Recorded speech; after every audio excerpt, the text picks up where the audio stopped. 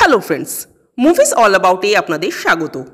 Mirzapur season 3 এর trailer drop করা হয়েছে। এক কথায় যদি বলি, এই ট্রেলারটা পুরো আগুন হয়েছে, জাস্ট আগুন। মুন্না ভাইয়া মারা গেছে, কালীন ভাইয়ার পাত্তা নেই, তো খুব স্বাভাবিক যে এবার গুড্ডু ভাইয়া আসবে মির্জাপুরের গদি দখল করতে। তবে শুধু গুড্ডু ভাইয়াই নয়, বাকি সকলেই কিন্তু চায় মির্জাপুর দখল করতে, এবং এই ট্রেলারে সেটারই কিন্তু আভাস দেওয়া হলো। যেভাবে এই ট্রেলারটা পাগলের মতো দৌড়লো, সেটা বোধহয় মির্জাপুরের ট্রেলারের ক্ষেত্রেই মানায়। একে অপরের সাথে লড়াইটা আরও জোরদার হতে চলেছে, ভয়াবহতা আরও বাড়তে চলেছে এই সিজনে। প্রত্যেকটা চরিত্রের একটা নিজস্বই গল্প, কিন্তু গুড্ডু ভাইয়ার সোয়াগটাই আলাদা।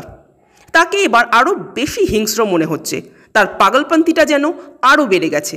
সবচেয়ে বড় কথা, কালীন ভাইয়ার ওয়াইফ কিন্তু গুড্ডু ভাইয়ার সাপোর্টে। কিন্তু সত্যি কি সাপোর্টে, নাকি এর পেছনে তার অন্য কোনো উদ্দেশ্য আছে? কারণ কালীন ভাইয়ার ওয়াইফকে আমরা সবসময় দেখেছি যে ম্যানিপুলেট করতে তিনি ওস্তাদ, এবং পলিটিক্সটা কিন্তু তিনিও খুব ভালোই বোঝেন।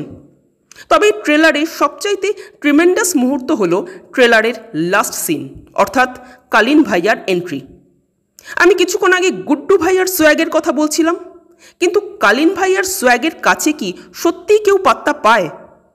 পঙ্কজ ত্রিপাঠীর এক্সপ্রেশন, বডি ল্যাঙ্গুয়েজ সব কিছু এই চরিত্রটাকে একটা আলাদাই লেভেলে পৌঁছে দিয়েছে। তবে সবচাইতে যেটা ভয়ের ব্যাপার, সেটা হলো এবারের সিজনে কার মৃত্যু দেখাবে। কারণ প্রত্যেক সিজনেই কিন্তু কোনো না কোনো ইম্পর্টেন্ট ক্যারেক্টারের মৃত্যু হচ্ছে।